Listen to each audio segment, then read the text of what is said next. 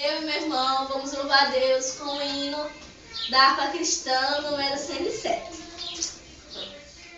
Firme nas promessas do meu Salvador. Cantarei louvores ao meu Criador. Peraí, minha gente. Vamos cantar as 3 vozes? Vamos. Eu canto contralto, ela canta soprano e você canta tenor. Tá certo? Tenor, você canta assim, olha. Firme nas promessas são. Aí você faz firme. E eu firme nas. Já tá a terceira voz. Vai lá. Firme nas promessas do meu Salvador.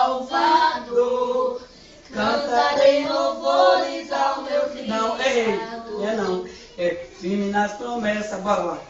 Firme nas promessas do meu Salvador. Cantarei louvores ao meu Criador.